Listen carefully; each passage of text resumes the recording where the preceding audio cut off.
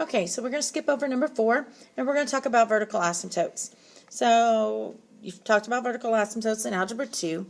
It's just a line, x equals a, of the graph of a function if f of x increases or decreases without bound as x approaches some number a. So to locate them, it tells us here that it has to be in simplified form, which means reduce as much as possible, and then your vertical asymptotes can be found by setting the denominator equal to 0. But you got to be careful because two things can actually be found setting that denominator equal to 0, and they don't talk about the other one here. So really, your vertical asymptotes, you're going to find them by setting the uncanceled factors of the denominator equal to 0.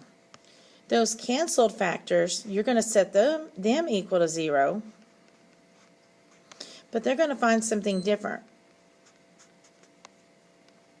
So your canceled factors denominator set equal to 0 will help you find where there are holes in your graph. There are times you can actually graph on your calculator and you can zoom in and you can see that there is really a hole in that location. Alright, so my vertical asymptote. So first I'm going to have to factor out my denominator. If something cancels, then that's going to create a hole wherever that factor is equal to 0 at.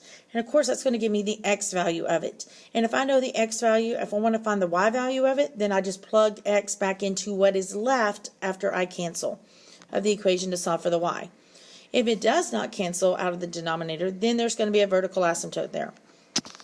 So let's look at number 5.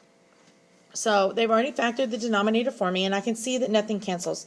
So that means that I have no holes because nothing canceled, and I have vertical asymptote where my denominator is equal to 0. So that would be x minus 1 times x plus 5, where that's equal to 0 at. And so that tells me I have a vertical asymptote at x equals 1 and at x equals negative 5. But look at 6. 6, they weren't quite so nice. They didn't factor 6 for me, so I'm going to have to. So I'm just going to leave my numerator as it is because it can't be factored. And then I'm going to factor out that denominator. Well, that's a difference of squares. So remember, with the difference of squares, you find the square root of both of them. Square root of x squared is x. Square root of 16 is 4. And so it's x plus 4 times x minus 4. And so I look, and oh, I notice that I do have x plus 4's that will cancel. So what that means is I have a hole where x plus 4 is equal to 0. So that means I have a hole when x is negative 4. Now, once I cancel them, I'm left with 1 over x minus 4. Well, if I want to find where that hole is at, then I'm going to take that negative 4 that we found the x value where the hole is and plug it into that equation. So for the y value, it would be 1 over negative 4 minus 4, so it would be 1 over negative 8. And so I know I have a hole at negative 4, comma, negative 1/8. Now I know I didn't ask us for this, but in a little bit we're going to graph it, so we're going to need it anyways. Alright, but notice that vertical asymptote at that other factor, the x minus 4 on the bottom, did not cancel. So that means I do have a vertical asymptote, and it's where x minus 4 is equal to 0. And so that means I have a vertical asymptote at x equals 4.